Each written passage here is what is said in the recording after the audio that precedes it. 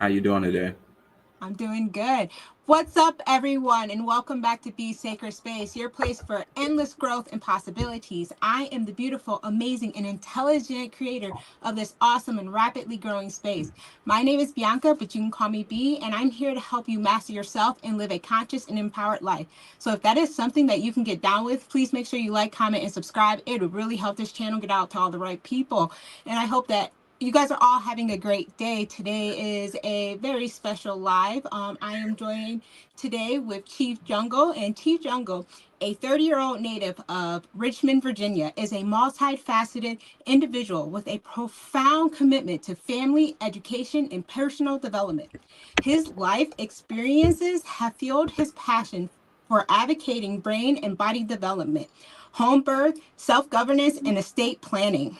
As a dedicated father and educator, Chief Jungle is known for his innovative approaches to personalized education and empowering parents to create a tailored curricula for their children. Welcome to Be Sacred Space, Chief. How are you doing today? I'm doing well. Thank you for having me, and thank you to everyone who's here today. I'm doing good. It, Yeah, I like your background. Thank you so much. It is a pleasure to have you here. It's I definitely been had a while. Yeah, it has. I had found you on I Self Law and Master, and you really helped me with getting the process of, reclaiming sovereignty for my children. You have been such a big help. So I wanted to bring you on because I know a lot of parents who are trying to raise sovereign and empowered children, and I know that they can highly benefit from the information that you we'll share today. And so I'm very happy to have you here. I know it took some time, but we are finally here and I'm ready to get into it when you Yeah, are. yeah, I'm ready now. So, All right. yeah, I do want to thank you for sending me questions too. I think that was very sound. So I have answers that I thought about because I think having these type of answers is very beneficial. And then I have, we can freelance off of those answers too as well. Awesome. Yeah, let's just, I have some questions and let's just see where, our talk kind of takes us. Right. Um, all right. So can you tell the viewers a little bit more about yourself and how you came to be doing the work that you're doing now? Um, yeah. So I guess a long story short is getting into a situation that probed me to meet the right people to put me in the right places. If I never would have gotten put in particular situations, I never would have thought about reaching out or outsourcing to other ideologies or thought processes. So I got caught into a criminal situation, which I ended up beating. And throughout that process is how I got into just that type of information. And then as I move forward, I'm about to have my daughter. That kind of just switched the script from always being anti, because I always been a little anti ever since my upbringing. So, trying to make a long story short, my upbringing and all of the things that's happened to me has put me in this space to now have a daughter, now be a father, and put every practice and every uh, idea that I had as a kid uh, in actuality as an adult. So it's very interesting. Yeah, at this current moment, I'm homeschooling, making sure that my daughter has a bright head start and helping parents do the same thing, whether that's publicly or privately.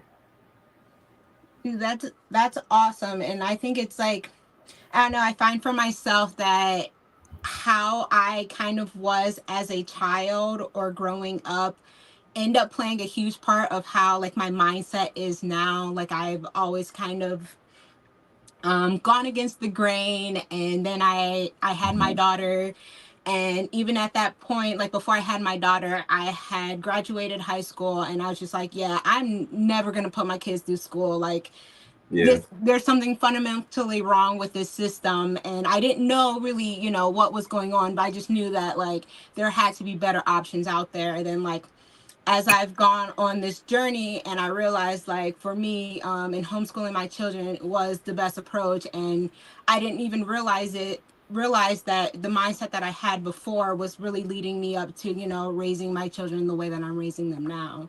So Right. that's awesome. Definitely. Um, so can you elaborate on the principles of self-governance and how it can be applied in everyday family life? Yeah. So I would say self-governance begins with understanding, taking responsibilities for one's actions and decisions. In everyday family life, this can be exemplified by promoting autonomy, accountability, and informed decisions while you're in the household. So, depending on if you're a co-parent or parent or however that establishment is, you're making sure you have clear boundaries.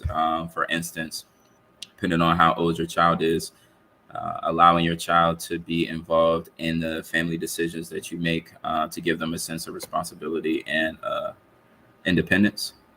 Open communication, clear boundaries, rules, things like that. All of these are ways to self-govern yourself because you're essentially uh, creating autonomy over, how you're doing things. You're not going out and asking for something or asking for permission or, am I doing this? No, you're actually forefronting everything. Yeah. Awesome. So, like, I think giving our children autonomy is so powerful in, like, just building their character and being able to give them, like, a sense of self-empowerment and be able to, kind of speak up for themselves or pursue the things that they want to, throughout their lives. And so, like, this was something I didn't really have as a child in my own life. And so I grew up, and I definitely could tell that this was something that I needed to, take like accountability within myself. And so, like, now giving my children autonomy has been very important. So, like, when we make decisions, like, example, we were thinking about getting a dog yesterday, and I was all for it. I was all for it. But then, I asked my daughter, and I was very surprised. Like, I thought she was gonna say yes, let's get the dog. And she brought up um some really good points of why getting a dog wasn't necessarily the right choice at that moment. And so that's important to me. Like, she's only 9 years old, but giving her the opportunity to be able to voice her opinions, and to make her feel like that she does have power in the household, because the household isn't just ran by me, it's a family unit. So I love that. Yeah, I like that. That was a great answer. Alrighty, so what are some challenges individuals might face when trying to implement self governance, and how can they overcome them? Well, I like to say how you do one thing is how you do all things. So, how you attack self governance is, I guess, how you would attack wanting to eat better or wanting to do better in school or wanting to boof up your vocabulary. Whereas you just have to assess the habits that you have now and then recreate new habits in that process. So, a lot of times we're resistant to change depending on how much that attachment has over us. And, some people may lack understanding and principles, whatever those are. If you are in a family, someone may have different sets of principles and goals of you. So that may create certain challenges when it comes to self governance. Um, and the flip coin, though, is when you want to do something new, you create routines, you assess your surroundings, and you're more aware of everything that's going on to the point where you can create um, action steps that you can actually visualize and then see it through. That way you can build confidence in your steps. And then as you build confidence, we call these like celebrating your wins. Once you celebrate your wins, whether how little it is, it builds the confidence. You put the confidence in the jar. You go in your jar every time you need it, and then you use that to help you with your self governance. Oh, that's a great answer. Yeah, it really is about, like, finding the little like steps that you can take, and just continuing to apply that until it kind of just becomes second nature. My question to you are like, what are some habits that people can implement in their daily lives of governance? Yeah, so mirror talk.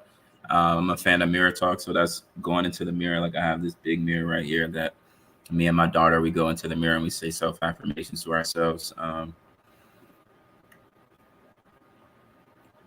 Inner work, everything is internal. So, everything out here came from something internal. So, all healing comes from looking inward. So, I don't know how people feel about alternative medicines and things like that, but it's certain things that can maybe pull you in a different direction and give you more enlightenment.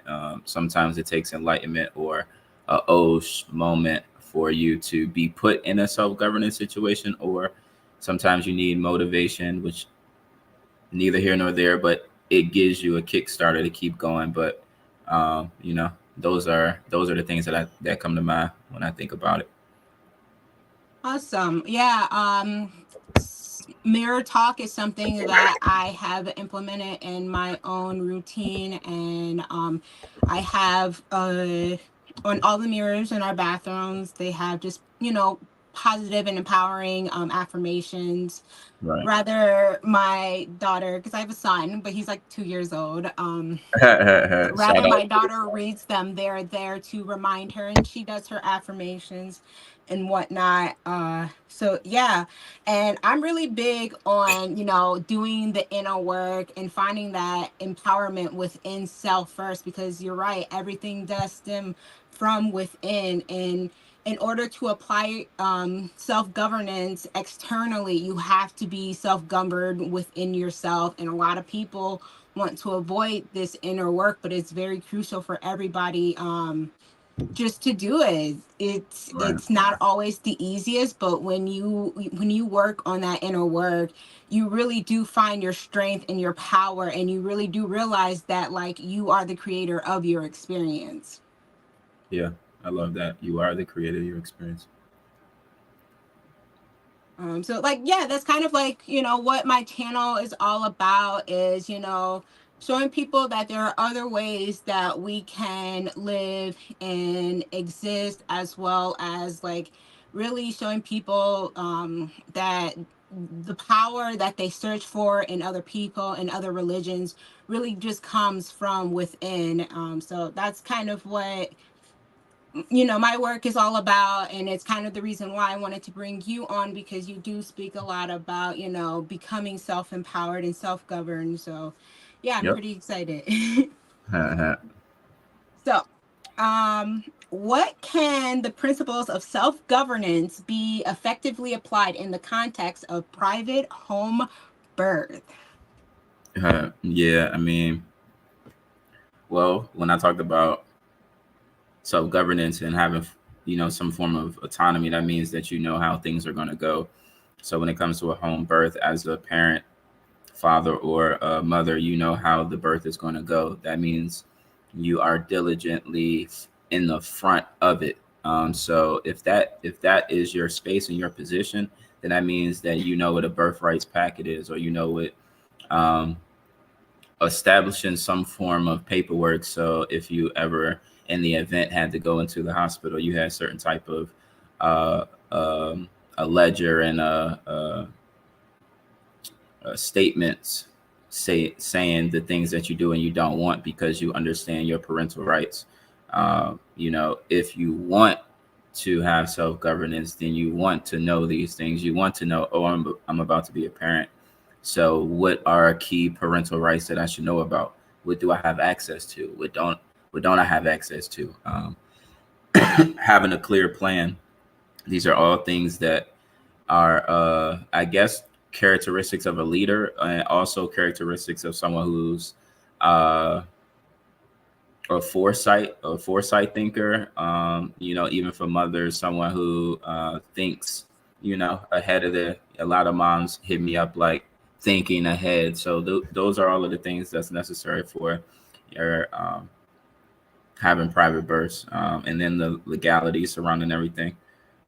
If you don't want to have it in the hospital, what are the, what does that mean? If you're the father, do you want to deliver your star seed? That means you got to be better than the doctors. You got to be better than the nurses. So it comes with a lot, just like with education. Everything comes with a lot. But I always like to remind people that, just as when we were coming out of the womb, there's certain things that we had to learn how to do that may have seemed impossible, like knowing that this is an extension of my body and knowing I have to create a language to communicate with people. Like that's a hard task to do, but we've done a lot of things that we may have not thought as humans that we could do. So this is just another thing that I tell people that they can do. Cool. Yeah, for me, like I had my daughter in a hospital just because I didn't really know better, because you know going the alternative route is not really as talked about or normalized, like having a hospital birth. And the experience, it could have been better. It could have been a whole lot better. But as I went on this journey, I told myself if I ever had another kid, I would do a home birth. Yeah. And I did end up getting pregnant, and so a home birth was kind of the route that I was going to go to, and I was going to stick to it as best as I could. And I ended up having a home birth. I also had a amazing midwife, but within like the last 2 weeks of my being pregnant, I just decided to free birth and to just have a friend who I was really close with be with me to help me deliver my son. And it was such like Wow. an amazing experience. I mean, I just felt confident within myself that I could birth my child at home. I felt like with my daughter, like I could have if I wanted to at that point, but I just felt like I was ready to have my son at home. And it was really like amazing experience. So I recommend home birth. I recommend any women who are considering having a home birth, that, I mean, everybody's circumstances is different, but if you feel that you can do it and you want to do it, then there's nothing really holding you back. I mean, it's always good to have a safe plan just in case things just happen to go wrong, and you have to go to the hospital. But even just trying to labor at home as long as you can is really one of the best options for women and family members. I want to ask you, for those who want to deliver in a hospital, how can they apply self-governance? Um, yeah. So they're gonna, depends on their position. Once again, some people are okay with being in the system. So a lot of the things that I would speak on, it doesn't actually apply to them. Um, Certain races may not have to be as diligent or as authoritative as other races due to certain statistics. So that's a thing too. And then also, if someone wanted to be private and had to go public to have a child, I could speak on that. You would have to essentially have a birth rights plan of how you want the labor to be, and that would have to go to the medical records of the hospital that you're going to be attending. Inside of that medical records that you're giving them, your documents. Excuse me. You're also going to have a power of attorney in there. Excuse me, power of attorney for your medical and your mental. So the doctors can't speak on behalf of your mental and your medical, because if you end up getting IVs or anything, they can say that you are under the influence and you can't make sound decisions. So you want to have somebody that you trust with you that can make these decisions for you too as well, if ever you were in a situation where you couldn't speak for yourself.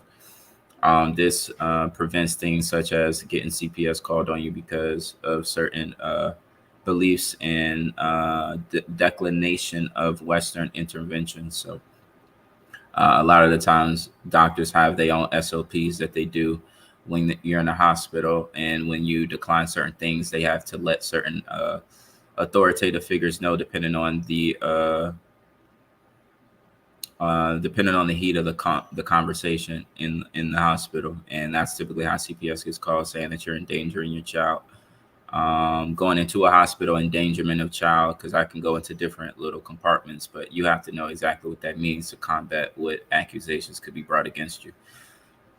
I say all that to say, like, going into the hospital, I always recommend not doing it because obviously, unless it's an emergency, you have to do certain things. But hospitals have, like I said, their own SOP or their own standard operating procedure that they'll usurp you. Even if you stand your ground, they'll just do it behind your back and then try to let you know about it later. Those are just certain things that just happens as a byproduct of going into somebody else's establishment. So when you go into somebody else's establishment, it's like they have home field advantage and you're the away team. So you can do a lot, but they can still in their system do things because it's their system that you're going into. Outside of that, it's making sure that, in that birth rights plan, though, that birth rights plan just has to have everything in it. The fee schedule just means what's going to happen if there's any minor issues, major issues, any complications during the labor, and I'm sure a lot of mothers already know what consists of the birth rights plan, so I shouldn't have to go too deep into that. But outside of that, if somebody was to purchase it from me, you would get all of that, and then you'll get something called scripts and role play, where you can act out scenarios if you ever were in the hospital. But that's just that. There's more to it on the private side of what to do after, but just to answer your question, that's how that would work. Oh no, that's good stuff. And it's so important for mothers and family to educate themselves on the risk and the benefits of, deciding whether you want to have a hospital birth or a home birth. Right. I'm really with you. I'm all for private home birth. I think it's just safer for women. I'm gonna say I believe that having a home birth is safer for melanated families.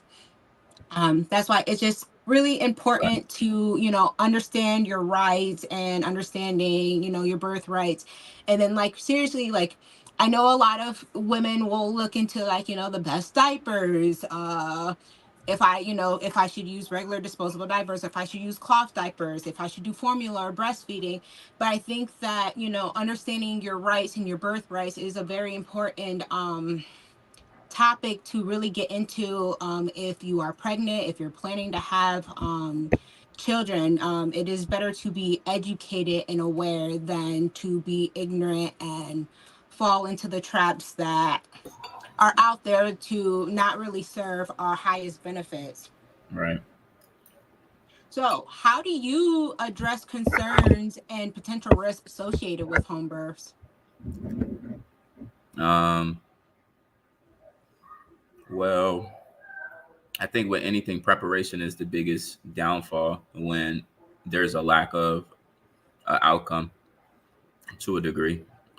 When it comes to having a private birth, if you're the one delivering your star seed, I had to learn so much stuff about what to do and not to do in the event of a breach, in the event of um, all of these potential complications. Like the midwife that we had at the time, she educated me on emergency childbirth manual books, the ABGAR test, which is one of the tests that you take when the baby comes out to make sure everything's good on the number system. Measurements, I was always into fitness, so I already knew how to measure. And then just looking for certain reflexes to come. These are things that I'm interested in, though. So, like, if you're not even interested in it, like some people are just scared to do it and would rather have somebody else. Just like in a workout setting, some people want to get yelled at. Like, I just understand certain people just want different things. But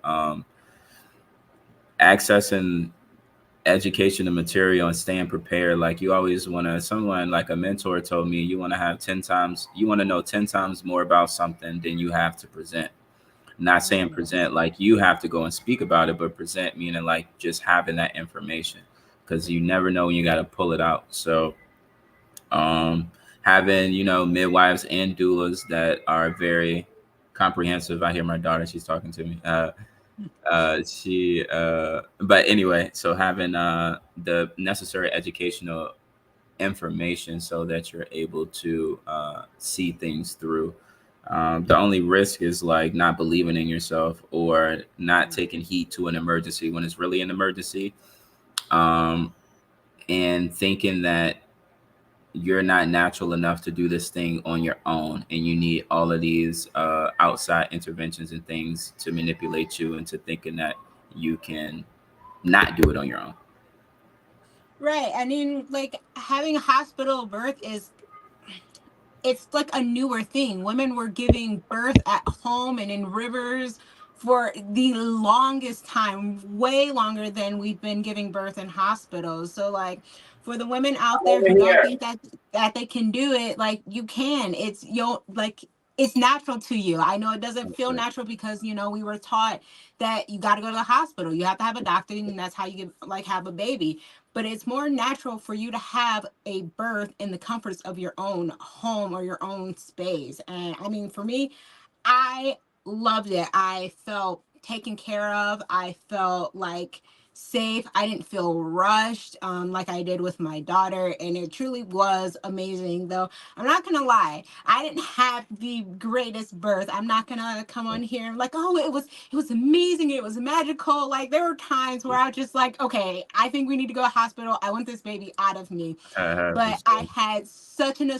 like amazing support, and she was telling me like you got this, like, and I trusted her because she's in she was in the medical field, like I don't want to say alternative because I think that just gives it such a like a bad way of like naming it, but she was into like homeopathy and stuff like that, so I really trusted her, and she had a good amount of knowledge and supplies and like supplements and stuff to help during the journey, and it was like truly amazing.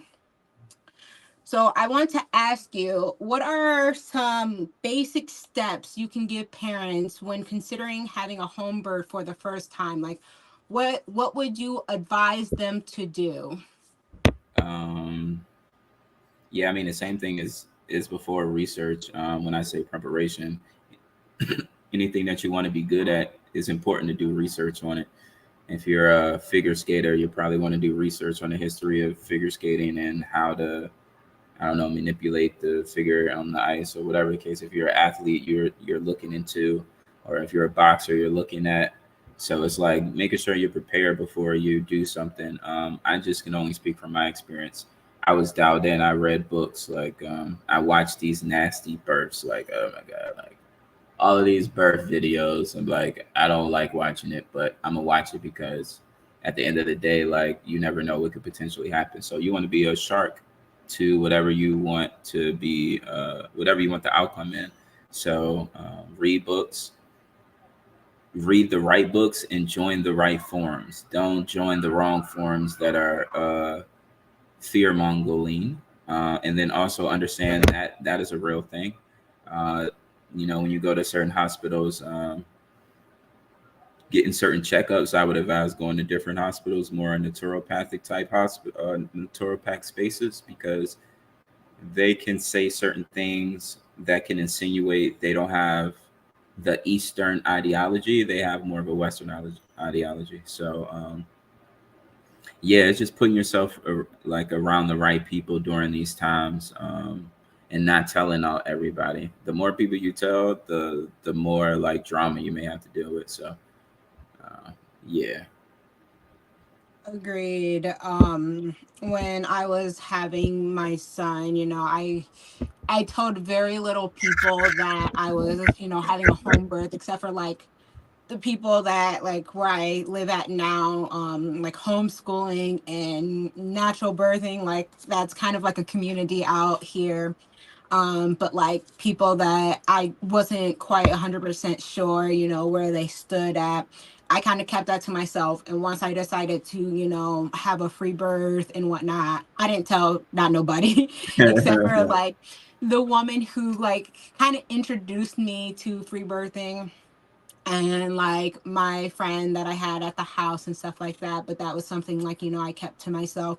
And still Yeah. to this day, like besides kind of coming online and talking about it, still a lot of people don't even know that I free birthed my son. So I Ooh, definitely ooh. agree, some people just act real funny when it comes to things like that. And you never know these days. People are so quick to call authorities, CPS on you just Right. because they don't clearly understand what you're doing, and they're projecting their own fear and insecurities onto you. So I Yeah. definitely agree with that. So I want to talk about something I don't really see a whole lot of people really talking about in this space. I mean, it took me years to kind of really find out some information about this. But I want to ask you, are birth certificates and social security numbers necessary for a child to operate in the real world? No, they're not. It would be recommended by state officials and municipalities that you would get these type of identifiers so they can once again identify you and track you in their system. And I'm not saying that's neither good nor bad. I'm just saying, like, when we think about privacy, we want as least amount of system identifier numbers as possible. So what this means is your birth certificate is a number, your social is a number, but you also have another number, which is your passport, which is a federal number, aka a system identifier. So as long as you have one of those, I would say have the biggest one, which is the federal one, the one that allows for you to go from another country to another country. I would rather have that as the one and only system of identifier for my daughter. So that's what I did. And because that system identifier is so widely known, aka as a passport, is ran and collaborated with Homeland Security. So these are like two companies that are really huge, and they deal with very very high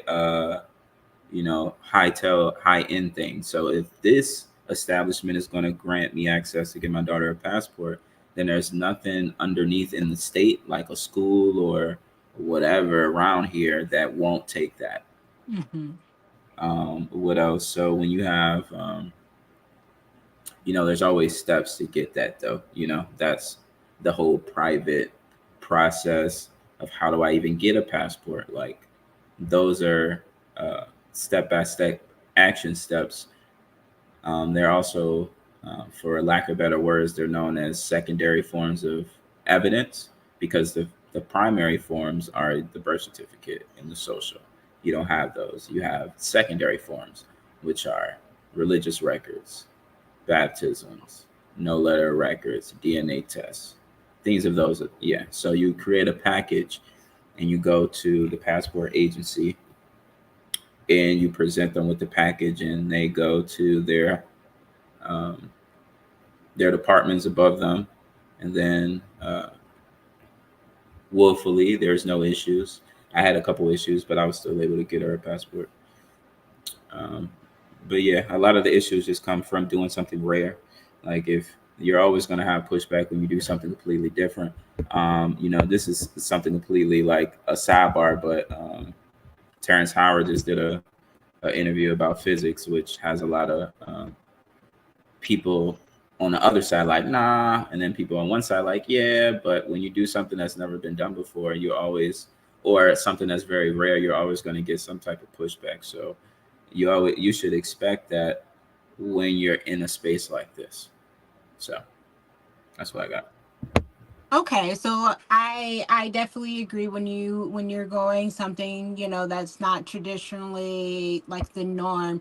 There is pushback, and I think that's why it's important to understand your rights, and to do your resource to do your research when it comes to these kind of topics. And I mean, you really helped me out and my son's father kind of, get on the path of, claiming getting documents for our son that is not the traditional route. Right. How young can children get passports? Um, well, I believe that it doesn't matter how young you are because the federal agencies don't care how young you are. They want to know who's going in and out between countries. So it has nothing to do with me. It's more so they want to know. So, but you do know how quickly facial features change. So they would probably only grant you a 1 year passport for a child that young. It's not until after you turn, I think, 1.5 or 2, you can qualify for a 5 year passport for your child. Um, yeah. Awesome. I know that you help parents on this route, but is there any like steps you can give the viewers to ensure that their children have the necessary documentations that they need without getting a birth certificate or social security card? Um, yeah. Yeah. So I can re-echo that. If the question is how do people get, if the question is how do people get through, operating commerce without a birth certificate or a social, that answer is get a passport. And then if the question is what are certain things that people can do to get the passport, I would say you can, the things that I just mentioned, like the baptism, the no letter of record, the DNA test, those are all things. The DS10, which is the DS10, which is um, the affidavit saying that somebody witnessed the birth. The DS11 is the actual passport application. Um, you have a postnatal visit records, prenatal records if you want. These are all things that you can put in a big packet, a newspaper publishing, saying that your baby has been born, letting the world know. That's how you stay private but let people know publicly. You have the midwife typically gives you some type of document like a live birth record or something like that. You can either recreate that, do another one, keep hers. It doesn't matter. You add that on with it too, or you can do something called a birth and nativity or a certificate of live birth. However, it doesn't really matter as long as you do something that you can document. And that's essentially it. All that together you take to the passport place. If you go inside, then you're going to need to prove that you are going on a trip within 2 weeks from the time you set the appointment. So, there's ways to do that. Yeah. So, and then whoever signed that DS10 needs to go to the passport agency with you. Your child needs to go up there with you. And if you don't do it that way, then the person on the DS10 doesn't need to go with you to the post office. And that's it. That's the whole thing. Awesome. Thank you for giving the viewers, just some stepping stones to, help them on their journey. Yep. So you are incredible knowledgeable in this area, and it really is a blessing to have someone like you sharing information and helping and guiding parents, to, go the route that feels more authentic and true to them. So thank you so much, Chief. And like I said, you've really helped me out. I mean, before I found your work, I was clueless. I didn't know what I was doing. So I'm really grateful for you. Appreciate So it. I like to talk about like why is estate planning crucial for families and what common mistakes do you see people make in this area? But before you go into that, please tell us what estate planning is. Yeah, so estate planning to me, which is different to everybody else, but generally estate planning in the world is just putting yourself in a situation where you can pass out things to your star seeds. So in doing in doing that, there's particular infrastructures that happens when you think about estate planning, whether that's business infrastructures. Do I want to pass down businesses? Is it assets? Is it real estate? Is it copyrights? Is it patents? Is it artwork? Is it pottery? Like it could be all type of things, like whatever you think you have a value, architecture, drawings, like whatever. All of these are your assets. And then how do you want it to passed down without any interference from outside people, because obviously that's what we don't like, people interfering with our business, especially when we work hard for properties and things like that. And we want that to be a smooth transition to people that we care about. So the whole goal of estate planning is just essentially your loved ones, making sure that they're able to have things, and then those things could get passed on. Um, yeah. So in estate planning, you have particular type of infrastructures like businesses, S corps, trusts, PMAs, 508s, 501s. Like you got all type of things to help guide your estate planning. And then you also have assets, another type of assets, which is your skill sets. So when I say what are people, you asked like a question, like I forgot like, how the question was asked, but how I want to portray the answer is, people think that they have a trust problem. Like I see a lot of people doing, like listening to a lot of gurus or listening to a lot of people on the internet, and they're trying to get all of these different type of trusts, or they're trying to open up a trust in this state, or they learned about the privacy laws in this state, so they want to do this and do that, and this trust to own this trust, and all of these things, but they don't even have any assets. And I'm not saying that preparation isn't good, because having a trust before you have assets is beneficial too, but doing the most with the information is unnecessary, because you a lot of the times you learn as you go. So like with anything that you thought you knew, when you really get in it, you have to adjust every single time. So with experience, I've learned that when you go through things, like I said, you just end up adjusting things over time. When you don't know what your asset is, then you don't have nothing to put your trust in. And the asset is a skill set. Like, what are you good at? What can you make a lot of money out of? Because that's the biggest problem. Like, people don't have enough capital. People don't have enough income to fund their lives, and people want to, potentially live a private life but not do anything in the public, because you have to play both sides when it comes to business, credit, funding, things like that. Like a lot of like people have far-fetched goals, and I love that for us, because it allows for us to think further and beyond. But in order to be beyond, unfortunately, there's a byproduct, and that's currency. And as long as we can get the currency, we can live the life that we're trying to live. And that is the key thing right now, is figuring out what skills that you have outside of your 9 to 5. If you have a 9 to 5, let's utilize that to learn something. What are you learning at your 9 to 5? Are you learning how to set up businesses? Are you learning the back office? Are you learning how to do payroll? Like, why are you at that company? Are you, you know what I mean? And then take that company to help you build your own, or whatever the case is. But I say all that to say, like, it's just important to have infrastructures. People don't have those structured, and then people don't have assets. They just have blank documents that they want to open up at the bank, and they don't really have nothing to show for it, if that makes sense. Yeah, it does. At least for me, I had a question and it just slipped my mind. Yeah, no, it's okay. Tax um taxes too.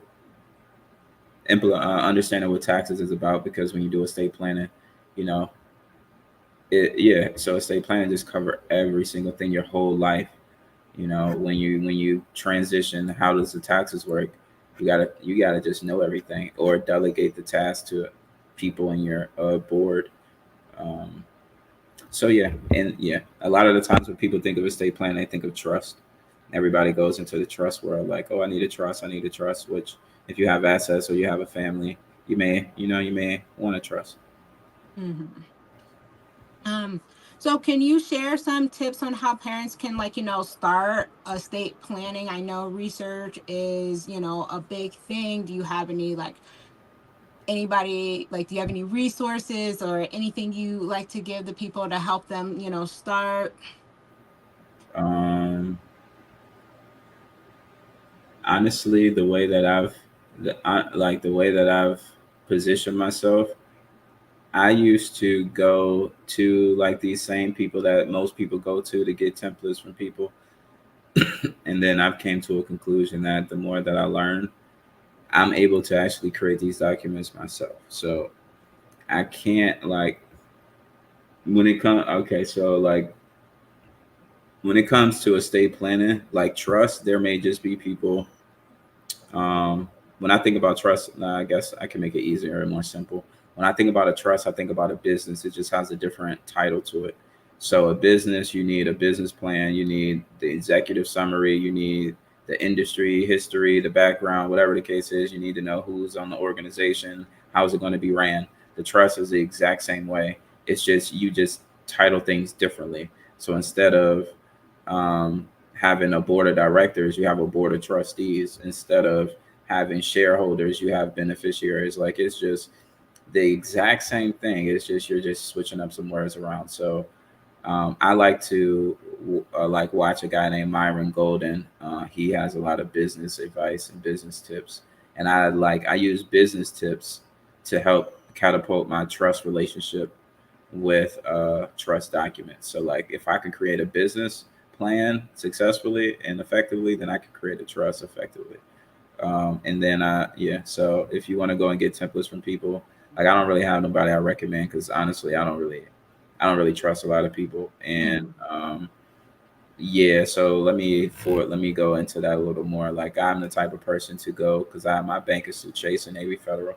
I've went to Chase multiple times. I've talked to the bankers, and I've created my trust ongoing as I'm talking to the banker and the things that they want for their organization. Because a lot of the times you want to have a trust that's specifically catered to open up the bank at the branch that you want to open it up at, or you want to make sure you have a specific trust catered to what you want the trust to do and not over exalted. If you over exalt it, then the bank isn't going to open it. And long winded, but a lot of just it's just a lot of extra things in the space. So I will always recommend you learning about it and then doing it on your own, or recreating it and doing it on your own.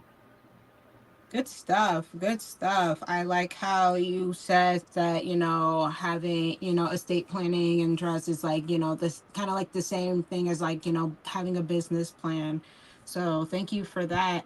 Um, how does estate planning tie into the concept of self-governance and long-term family security?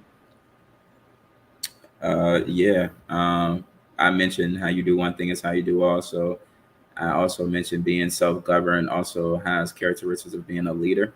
So estate planning is leading the family and also families after you, your generations, with the actual like a plan, a action step, a plan of action. So it's like not synonyms, but they kind of go hand in hand because when you focus on your estate planning, you're actually focusing on the not even self governance. You're focusing on like generational governance because in your estate planning, you're going to have certain guidelines and SOPs too, standard operating procedures before if you want to do life insurance, if you want to do a life insurance play and be your own bank and things like that, or however that works, you want to have certain stipulations. What happens in the event of how much money is my daughter going to get at 18? How much is she going to get at 30? When can she go and dip in it? Like little stuff like that. Does she have a business? Can she use it for educational institutions? Like you put all of these things in there. The does she need to buy gold first before she can do anything else? You can like make it Mm-hmm. as wild, as absurd, depending on who you're talking to, as you want. And they just gotta abide by it because it's in the trust document. Awesome. Thank you for, letting us all know about that. Yeah, Um, All right, so let's talk about, children and educating our children. I am a homeschooling parent, like I told you. I have always knew that I was going to homeschool my children. And recently I've started, creating my own curriculum for my children to, kind of like be more tailored and crafted just for who they are and, their interest and passion. So, can you share your journey towards creating a tailored curricula for your child and how and the impact you have seen? yeah. Let's see the journey. The journey's just been an interesting one because I've realized in educating or trying, or not even trying, and finding the right concepts and ideologies to give her to grow up, that can be a new viewpoint of history curriculums, a new viewpoint of geography or whatever I want to, science, physics, math, language, communication. I have the ability to go to its origins and reconstruct it to re-educate her, which allows for me to re-educate myself. So as I re-educate myself, I'm like, I actually like school now. Like I didn't think I was gonna like school, but now I like school because I'm the one that's the author of the school. So I'm able to, find things that I feel are beneficial, and then collectively putting it together for a curriculum. So like how I got here is, as she's developing, I'm creating everything that I'm doing is ongoing based on her development. So I know she's going to be 3 soon, which means that pre-K and preschool and kindergarten is around the corner. So that's why I've already created a preschool and a kindergarten curriculum, because I'm prepping her for all of that already. So like as I'm ongoing, I'm like, okay, so now I need to figure out what's the criteria for kindergartners. What are their what in the world though? What do they want? What do they see? What is their recommendations for milestones for kids who are 3, for kids who are 4 or 5? What is their reading acuity levels? What, like, all of these things needs to be assessed, because I want my platform and my program to exceed all of these milestones, so I don't even have to think that I need to go give them any type of information, even though if you're religiously organized, then you don't have to do that anyway. As I went into like, I've realized I went into like histories of just education. And even though like the origins of all education, like even Montessori, like all of these names that we hear are trending, all come back to like Caucasians and other parts in Europe and Switzerland and things like that. But that's neither here nor there. But I say all that to say, like, there is origins that allow for me to pick the best type of, or not even the best, but like using different styles to collectively bring one style together. So like I like to go on all the styles. Okay, so this is a project based mindset. All their kids do projects all year. They don't do nothing else. Okay, this is Montessori. Oh, I've known for them to be great, but oh, I didn't know they don't even do any art in there. Oh, wow. Well, I mean, I can take certain principles, but I'm not going to just keep my kid in Montessori and she's not painting or anything. So like it's just like you have to learn about different like styles. You got the Black Street approach. Okay, what's that approach? You got this approach, the Regio effect. I'm like, okay, so like as I'm learning all of these curriculum styles, then I'm learning about, okay, so what's the traditional way and what is this way? Then I go into, okay, reading. Okay, like they're saying our kids need to read super early, but there's kids in other countries that aren't reading until they're 7 and they're 8, but they have a better literacy rate. They can communicate better. They can say vocabulary words more effectively, and they pass better tests.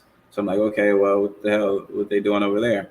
So I just start cross referencing educational standards with each other and bouncing them back and forth. And as she's growing, I'm just creating at the same time. That's such an amazing approach to have. Like I had took like finding out what your best like parent like homeschooling style is.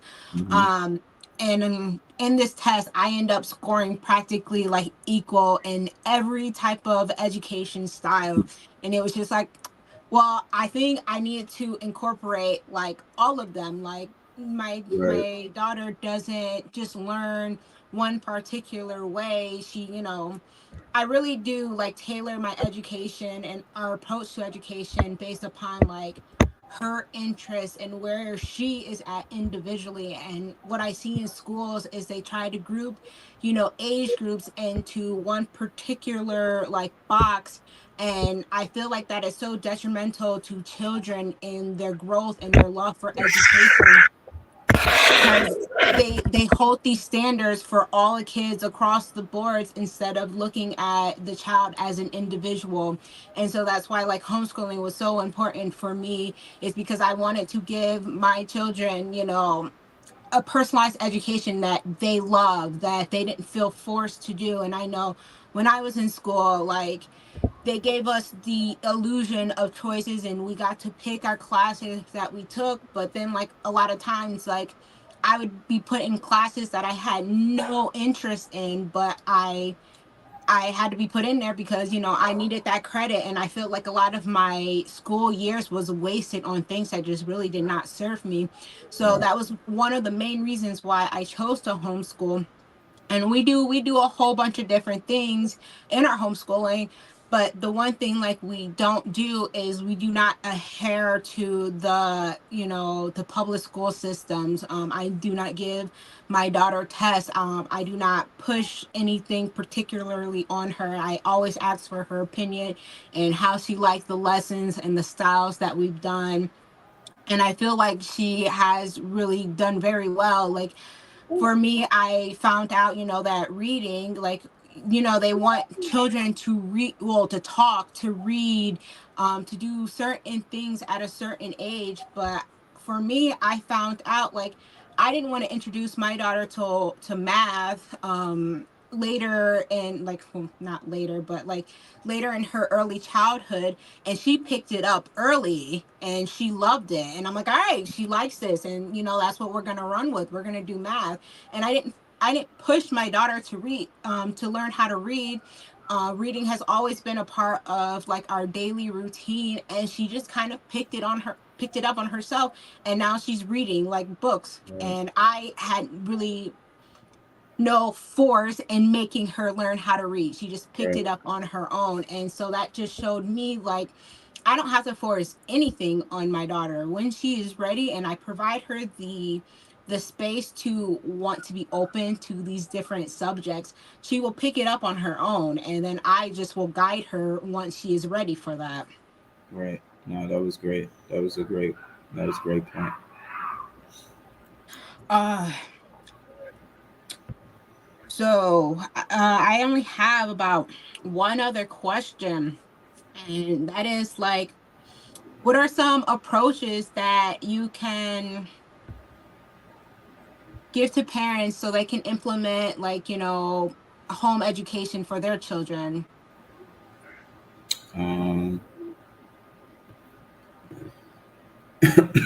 um, I would say like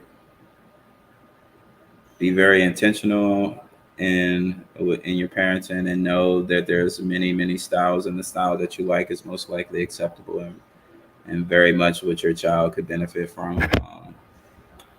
There's definitely a lot of different styles. I do like to talk about interest areas. So interest areas are areas of interest, like key the word, but you essentially, depending on your financial situation, you would try to create as many interest areas around your house, whether that be an art area, a block area, a toy area, a sand and water area, an outdoor area, a garden area. Like all of these are areas that have material lists. Like you got to buy all of the things that come with all the areas. So like that's what I mentioned by having financial capacity. So you may not need 10 areas or interest areas, but your goal is to have enough interest areas where you let your child initiate the play in all of these areas, and you just sit back and you observe them and you assist them when they need assisting. And that's when you educate them during that process. um, I like little nuggets that that people may not know, like labeling everything is good for little children. Putting your hand when you talk to them, putting your hand on the letter and moving it across so they know how the words are. Yeah, just like being real, like intentional and conscious of things, like Lord, not even Lord, but let's not have another pandemic. But like people may think that wearing masks was a safety thing, and to each his own. But also wearing a mask um, stop children from seeing your mouth, so that delays speech. And so when you delay speech, you also could potentially delay reading. and then that allows for other complications. So it's just like being mindful of certain things and being able to combat them. Um, Listening to your kids, like really being patient, is a big thing. A lot of the time, even though it sounds cliche, like if you really care for your kids, like, but it's real. Like if you, I sit and have real conversations with her at a young age. We have full on conversations. She's 2.5. Well, she's a little over 2.5 now, but we can have full conversations now. I don't treat her. I treat her like she's a child, but I also treat her like she's an adult. I don't baby her, but we have boundaries, you know. Mm-hmm. And I also would recommend parents make their home as baby-ish as possible. Like I'm okay with it because it's just really me, but like I've always been the type of person where I wanted my house to look like Dick's Sporting Goods. Like this is really her house and I'm just living in it. Like my whole living room has changed. It's all her play area. Like everything is trampoline over here. Like she has a kitchen, like everything that you want her to learn how to do, you just make it, or you buy it, or you create it. You have a little sink so she can learn how to wash her hands, or he learn how to wash his hands. You have a kitchen so they learn appliances. You know, like when you have issues, you look at your child in the eyes and you have meaningful conversations. You keep talking. You read. I'm on this challenge to read 1,000 books to your child before she or to your star seed before they get in kindergarten. So these are just things like that I've learned throughout the process, but I think they're very valuable when it comes to homeschooling. Yeah, and don't think that you gotta like, don't think that your child has to read before like 3 or 4, like whatever the stupid thing is. But you can teach all, everything's holistic. You can teach all subjects in all the interest areas. Like if you're outside and you're grabbing leaves, you can do math with leaves. You can do language with sticks. You can draw your names with the sticks. Like it's so many things that you can do. You just got to be creative enough to figure out these ways. Or you know, I've created the curriculums and I'm working on these things now. Whatever the problems are, you create the solutions. If the problem is reading and speech, then you create and tailor a specific curriculum for that, and then you implement it on your kid. That's how. I mean, that's essentially what I'm doing. That's awesome. Like I see from just like your Instagram, you are very like hands-on with your daughter, and I honestly I love to see that, especially like as a father being very really invested in your daughter's education and just her development. And that is amazing. And I like to tell people that like educating your children at home doesn't have to be very complicated. It doesn't have to be over the top. Just creating an enriching environment can make all of the low like all of the difference, and like being becoming interested in your child's learning and learning along with you. You'd be surprised like the things you learn along with your children. Right. And I never claim that I know everything, especially with my daughter. And so I try to learn along with her. With all of my daughters, a million questions she has a day. And Yeah. so if you are homeschooling or you're thinking about homeschooling, like please don't overcomplicate it. Please don't go out here buying 100 different curriculums. Really spend time with your children and looking at their interests and just talking with them, and make putting things into practice and adjusting as you go. Like I've changed the way I've done my daughter's education since she was like a child, and I'm always changing to find out, well, I'm always adjusting to find what works best for us, what engages her and where she really loves to learn. So that's all I really have. Do you have any last words? And after you're done, please let everyone know where they can find you at, where they can find your work at, for if they need some assistance. Yeah. The only thing that I have is um, parents should give themselves grace when it comes to learning new information. I've had a lot of consults where moms feel um, disheartened or ashamed at themselves for doing certain things when they was in the unknown. So it's okay. Like we've all been in spaces where we've learned from it and we've done better. So you aren't lacking as a mother. I feel like moms should hear that. And then as fathers too, y'all aren't lacking either. The other thing is perspective is everything. So my perspective and my belief is that I'm raising my higher self. So if I'm raising my higher self, I'm definitely going to want to make sure that she's my higher self because I don't feel like talking no more. Like I'd rather listen. So once I educate her to the point of no return, then I'm just going to be the father that sits back and listens to their child. I do know we always wanted our parents to listen to us. Yes. So, like it's just an interesting concept. But yeah, people can find me on Instagram at Chief Jungle. At Chief Jungle, everything is spelled out how it sounds.